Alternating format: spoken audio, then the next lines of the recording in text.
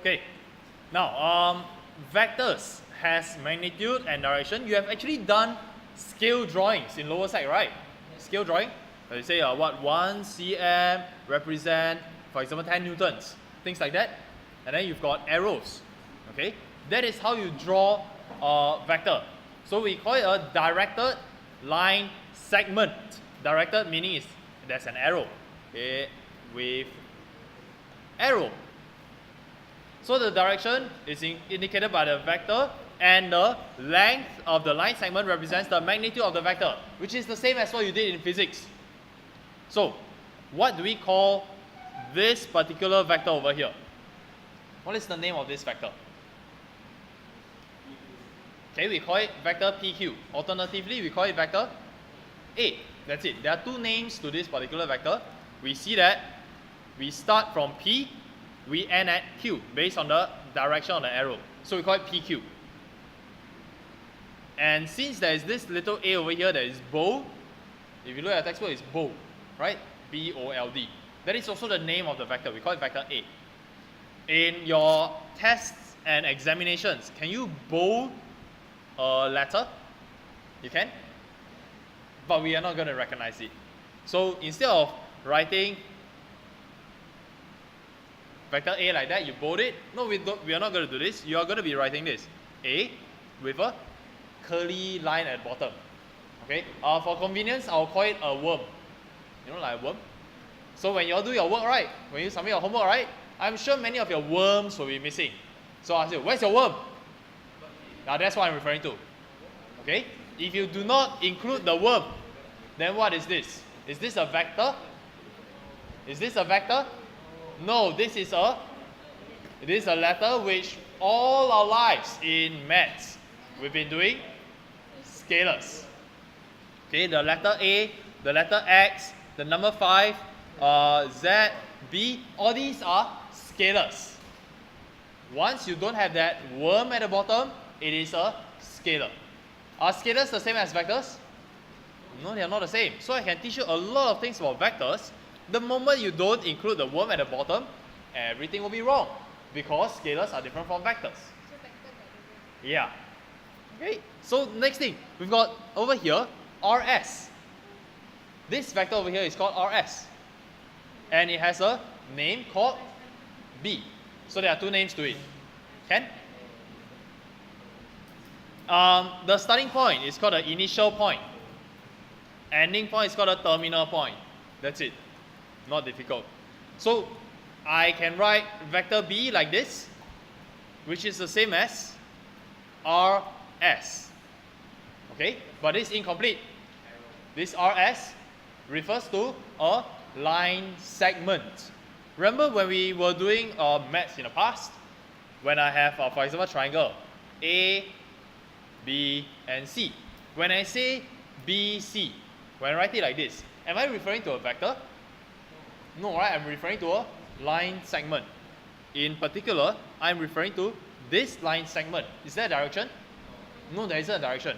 So this line over here, this line segment, I call it BC, right? Can I also, for example, if I have A, okay, let's use XY, okay? Let's use XY. What is the name of this line segment? XY. Is there another name? YX. Okay. But if I give it an arrow over here, now, what is this vector called? XY. And I put an arrow at the top. We start from X, we end at Y. Okay. Can I do something like this? YX, like that? No. I start at X, I end at Y. Cannot. Cannot lah. No such thing. Okay. So the arrow always points to the right when you're writing the name of a vector. Easy enough? Okay, so now let us complete this. B, vector B is the same as RS. There must be an arrow on top of RS to indicate that it starts from R, it ends at S. Just like when you gave direction. We started from here, we ended at beside Zulu's table. So we started here, we ended there. Starting point, ending point with a direction. Okay, next thing, magnitude. Since a vector has direction indicated by the arrow, we also know that it has a magnitude. So where exactly is the magnitude? So in this case, let's use this vector rs. The magnitude is given by the length of the line, right? Of the arrow, the length of the line segment. The longer it is, the greater the magnitude. So how do we indicate that I want the magnitude? In this case, we draw it like this. These two vertical lines, okay, tells us that it is a magnitude. What do I mean by that?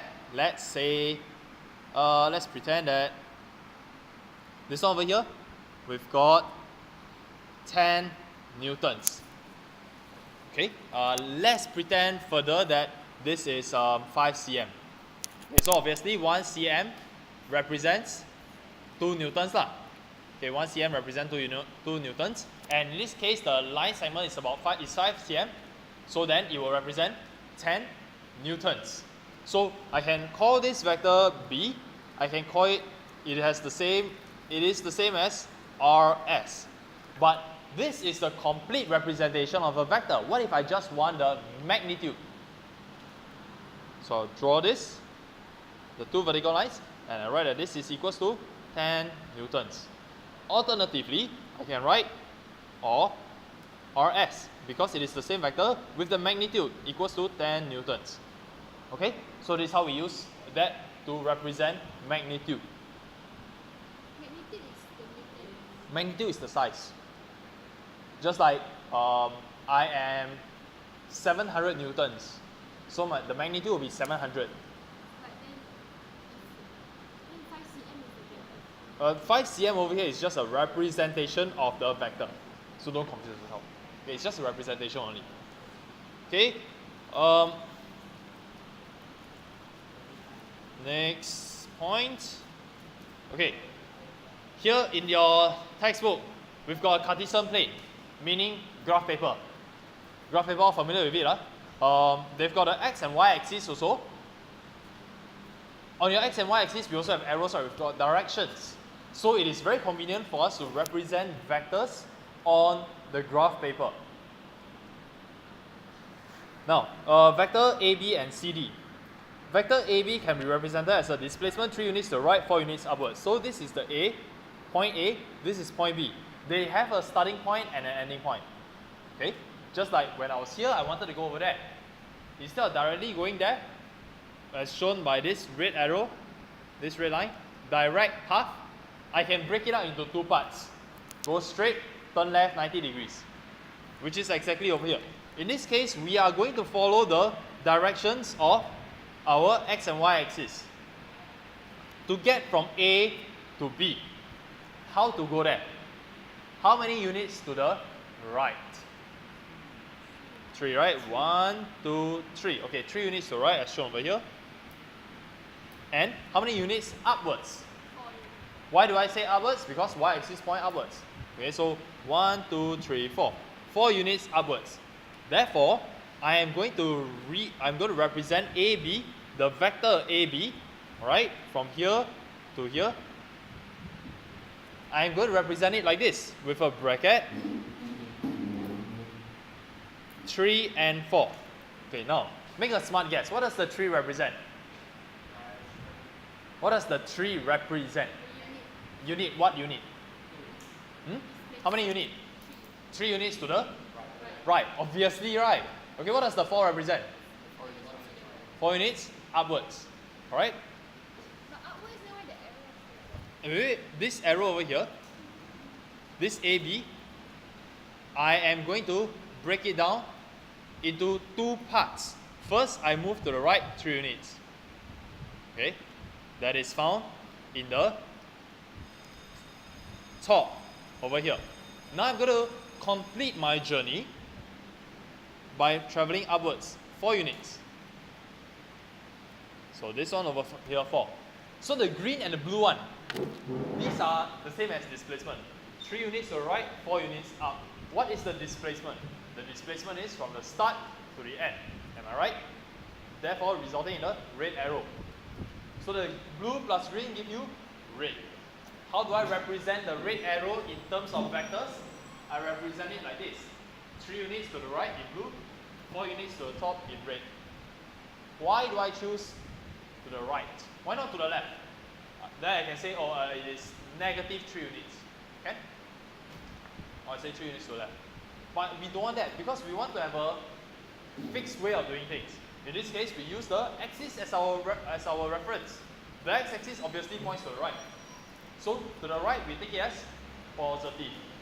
To the left, we take it as negative.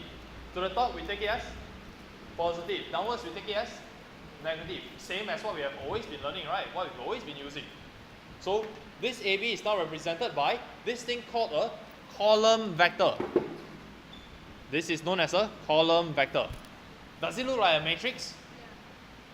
Okay, in matrices, we say that everything has a meaning, right? Every element has a meaning. You can choose to think of it as a matrix, but there's absolutely no need to. If you choose to think of it as a matrix, then we have 3 units to the right, 4 units to the top. That's it. Okay? Now, for the next vector, CD, representing it in column vector. Where do we start from? C or D? C. How do you know it starts from C? Because the arrow points from C. Yeah, obviously we start from C. Now I want to go to D. How do I go to D? Do I go left, right, up, down? Which one? Left. We start with the horizontal axis, the x-axis, okay? You either go left or right first. So left, how many units? 1 unit. So negative 1. Easy? Okay, next, what direction? Downwards, how many units? 3 units, so negative 3. Okay, now I want you to draw a vector A, B, C, D, A, E. Okay, and this is the column vector. I want 3, negative 2. Please try this now. We start from A, and we're going to move 3 units to the right. 1, 2, 3. And then 2 units down. 1 and 2. Okay, so this is my point E. All of you have this as point E? Then use a straight ruler.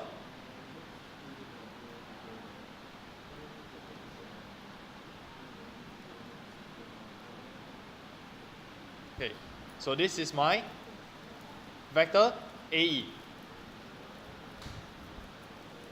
Got that? Okay, then now it's time to talk about Pythagoras theorem. It's time to talk about magnitude. Magnitudes can be easily found by the length of the line segments of the arrows. So if I want the magnitude of AB, this is how I write here, right? Magnitude of AB. Okay, how do we find the magnitude of AB then? If you don't have a ruler, if it is not drawn to scale, for example, plus what? Magnitude of AB. Let me trace out AB for you. AB is over here. What is the length of this line? This yellow highlighted part. 3 square plus 4 square. Are you sure? Oh, square root. Okay, 3 square plus 4 square. How is it that we can use 3 square plus 4 square with a square root? Where is the right angle? Here, right? And that is the beauty of using our x and y axis. You will definitely have right angles. So by Pythagoras theorem, here we've got 3 units, 4 units. The magnitude of AB must be square root 3 square plus 4 square, which is 5 units. Okay, in my example, I used newtons. In mathematics over here, we will be using units, unless they tell you what the units are. So what about the magnitude of CD? Okay, watch how you write it. So magnitude of CD equals to square root. Okay, what do we write first? Bracket. Negative 1 square. And bracket negative 3, is it? Negative 3 square. Okay, and we see that these numbers, they came from our column vector. Negative 1, negative 1. Negative 3, negative 3. Okay, so work it out, you get the answer, which is square root 10 units. What about the magnitude of, this one we have it as square root 10 units. Now I want you to calculate the magnitude of DC. Can you please do it now? DC. You've got point D, you've got points. This gives me 1 square plus 3 square, which is square root 10. So why is it that the working is different but answer is the same? Mathematically, why does it happen? What? Yeah, magnitude is always the same, but what is it about the working over here? You see, we start off with different things. These are different, right? Then how can the answer will be the same? The rest, why is it that the yellow and green different but answer is the same?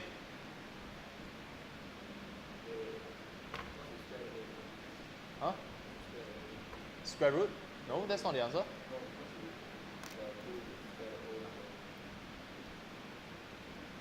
What is the relationship between negative 1 square and 1 square? They are the same. Right. Negative 1 square equals to 1 square. Negative 3 square equals to 3 square lah. Right? We all know that. And so obviously the answer is going to be the same. And it is for this reason that they have the same magnitude. Can? Yeah, I think you all need to do some more work because the eyes all starting to close already. Okay, so magnitude of a column vector. This one, you have already understood. In fact, you derived it yourself by using Pythagoras theorem. So don't need to memorize, but if you think you're too free, you can want to memorize, go and memorize. Okay? First number on the top will be x, second number on the bottom will be y. So example number 1, don't need to go through, too easy already. Let's do try it 1. Okay, answers, let's do try it 1. Next, mn, negative 3, what again? Okay. Same answer. You don't understand which one? Okay. So let's start. Let's go back to this. For KL, we go to the starting point. K is over here. I want to end at L. You can choose to go left, up, or you can choose to go up, left. You will still reach L, am I right? Which one do we choose? Yeah, both are the same, but how writing it? Writing it has a specific method, arrangement you need to follow. In this case, AB, we call it 3, 4. Why do we say 3? This is 3 units along x-axis. The number on top is along the x-axis. The number at the bottom is along y-axis. Always. Okay? So do we start with x-axis or y-axis first? X, just like your coordinates. The first number will represent which coordinate? When you do your coordinate geometry, this one is your x or y? X. Always is the x. Just like our column vector. The one at the top will be x. Always. Okay? No other way. So back to this. We are starting from K. We are going to L. So along the x-axis, how many units? Along the x-axis. 3 units to the left. So negative 1, negative 2, negative 3. Followed by 1 unit up. So negative 3, 1. So using that, we do for Mn. So Mn we get negative 3, 1 as well. What do you notice about these two answers? They are the same. If they are the same, then in this case, they are the same vector.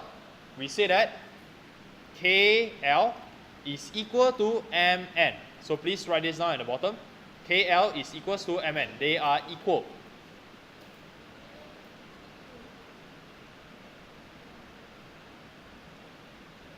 Why is it that we can say they are equal? Do they have the same magnitude? Yes, obviously they have the same magnitude. Do they have the same direction? Yes. These are the two requirements for vectors. magnitude, direction. Both same, both are same. Okay, next one, PQ, 0, 2. So how many units to the left or right? 0. So 0, then 2 units upwards. And the last one, RS. Okay, what do you notice about RS? 3, negative 1. 3, negative 1. Does it look familiar? This one? And this one? This one and this one. Or rather, if you like, this one. Are they similar? Yes. Okay, how are they different? Direction is different, alright? In fact, we call it opposite direction. What is the similarity between these two circled vectors? Huh? Same magnitude, yes. Same magnitude, but opposite direction. So we say that RS equals to KL. Can or not? Can we say that? Cannot. So how do I make them the same? Yeah, we can place the magnitude lines. But if I want to just talk about vectors, I don't want to talk about just magnitudes. How do I make these two the same? What if I do this? Negative vector. Remember? In your lower sec physics, let's say that this is A, then this is negative A, right? Right? On our number line as well. This is our x-axis, this is 0, this is, for example, 2. This one over here is negative 2. Opposite direction means there's a negative sign. Okay, so this is another thing that you need to note. We'll go into it more later on. Next one, QQ. What is QQ? 0, 0. Yep. So for this one, 0, 0. It is known as a zero vector. Over here. Okay, so next part. Well, we mentioned this earlier already. Two vectors are equal if they're the same magnitude, same direction. Okay, so writing them down in column vectors. If these two are the same, then x1 equals x2, y1 equals y2. Have we seen something like this before? Previous chapter, right? Matrices. If two matrices are the same, then the corresponding elements are the same. Same thing over here lah. Like I said, you can think of this as matrices as well. Okay, so next one. But if I have AB is 2, 1, GH is negative 2, negative 1, they have the same magnitude, but they are in opposite directions. So they are known as negative vectors. In other words, GH is negative AB, which I asked you to write earlier on at the top. Over here, RS equals to negative KL. Okay, so this is the diagram at the side. AB, starting from A, going to B, has a certain magnitude, certain direction. If we flip the direction, but we keep the magnitude, then it will be from B to A. So in this case, another vector, they call it GH, is the same as negative AB. In summary, we've got this relationship, which you need to highlight and put a star. Because we're going to be using this very frequently. And just get used to it. AB equals to negative BA. Just flip the start and the end. That's it.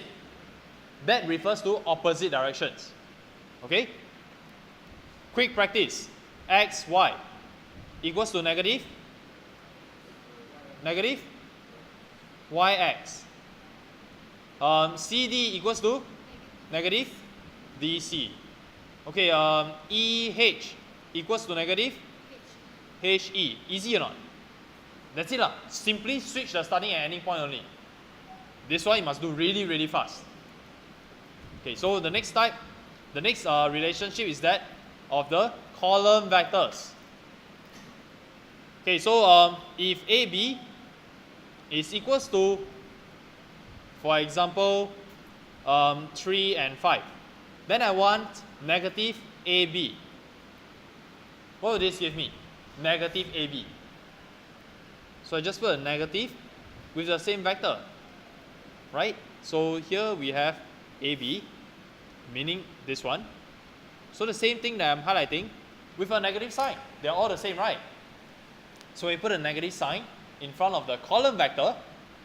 We can expand it out to become negative 3 and negative 5. Does it look like something you have learned in matrices? Yes, right? What do we call this? What kind of multiplication did we call this? Huh? In matrices, we learn two types of multiplication, scalar and matrix multiplication. What is this? Scalar. The number outside, just multiply inside. Okay? So the negative 3 and the negative 5 is equals to A. No, this is equal to negative AB. But then just now the example it says negative AB, then it equals to EA. But then you switch it. Yeah. Okay. So here we have negative AB, and we say that it is equal to BA, right? This is equal to BA lah. They are the same. Okay. So the next exercise is for you to tell me very quickly what the column vectors are. So let's start with CD. If this is 3 and 5, what is DC? Equals to negative 3 and negative 5. All you need to do is to just put a negative sign. So let's have HJ equals to 2 and 4. Okay, what is JH? Negative 2, negative 4. Easy? Okay. Then the next one is the zero vector or the null vector. We are recently hearing a lot of this null word. Right? Null matrix, null set, the empty set, zero vector, zero matrix. Basically, zeros everywhere. They start and end at the same point. So this one, zero vector. We call it by 0, 0. And we use a bow 0. Obviously, you cannot bow your 0, so you are allowed to write this as a null vector. So now, example. Example 2, if A, this one is a vector, you don't need the worm because the textbook printed it as bow. You need to write the worm. Okay, so A is 7, negative 2. Find magnitude of A. What you can do is to sketch it out. Okay, 7 units to the right. 1, 2, 3, 4, 5, 6, 7. 2 units downwards. Okay, so 7 units, 2 units. So right angle, square root 7 square plus negative 2 square. And then you get the answer. Alternatively, just look at this 7 and this negative 2, plug it into your Pythagoras straight away. No need to sketch. But if you want to understand why, you sketch it out, go ahead. But don't waste time. Okay, so here we have the magnitude of 7.28 units approximately. Now find negative A. Like I mentioned, just change the sign to negative. Negative 7, positive 2, exactly. That's the answer. Then magnitude of negative A. Do you want to work it out again? You want to work it out? No need, right? It's the same. Okay, let's see whether the text will work it out. They work it out. Actually, it's the same lah. Don't need to work it out. So they gave a note. Magnitude of A is the same as magnitude of negative A. Alright? And one last part to the question. If they say that negative A is equals to m plus n and negative 2m. And earlier on we saw that negative A is the same as negative 7 and 2. This m plus n as well as negative 2m is the same as negative 7 and 2. I want you to find m and n. How? Does it look like a matrix question again? Exactly. It's the same thing. So form 2 equation. M plus n equals to negative 7, equation number 1. Negative 2m equals to 2, equation number 2. Then simultaneous equation. Right? Right. So these are the two answers. Okay, so P equals to 5. Is that it? And Q? Negative 2. Do you all get that? Check the answer at the back. Q is negative 2. What's the answer at the back?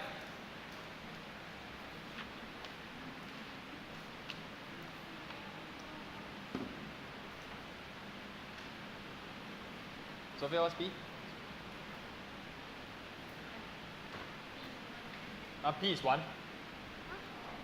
Okay, let's do this question then. Okay, negative b.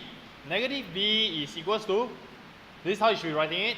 Negative b is 3, negative 8. All got this? Sophia got it? Okay, and this is supposed.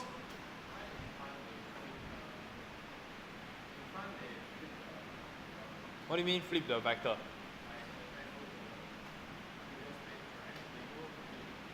Okay, let me do this question first. Okay, so we've got negative b is 3 and negative 8. And this is supposed to be equals to p minus q and 4q.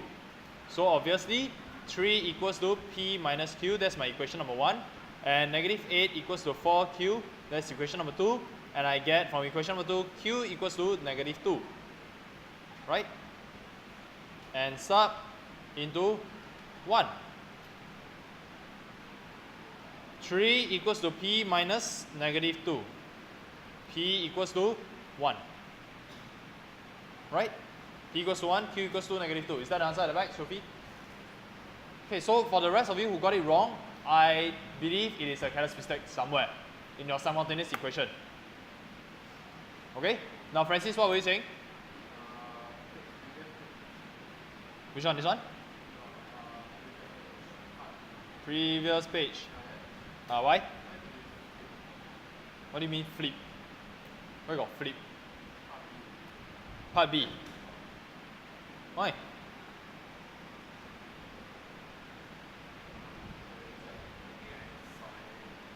Okay. Okay, now, example 3, we will start with this example. C, the vector C is 3k. Okay, meaning 3 units to the right, k units to the top. Now, k can be negative. If k is a negative number, it means it's going downwards. If k is positive, it's going upwards. Did it say what k is, positive or negative? Don't know lah. So we don't know whether it goes up or down. But it did tell us that the magnitude of C is 5. Okay, magnitude of C is 5. Find the possible values of k. Now, if the magnitude of C is 5, we are going to reverse what we have learned earlier on. Square root of 3 squared plus k squared is going to give us 5 this time. I don't know what k is. So we're going to work backwards. We're going to find that k is equals to negative 4 or 4. There are two answers because you square root, you introduce a square root yourself to find the value of k. So I do know that starting from 0, this is our origin, we are going to move 3 units to the right, as shown over here. Now I'm going to move 4 units to the top. 1, 2, 3, 4. This is one possible value of k.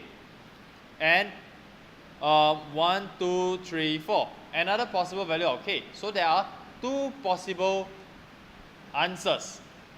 There are 2 possible positions. So k will be negative 4 or 4. So here I get 2 possible vectors for C. Okay? Bell is going to go soon.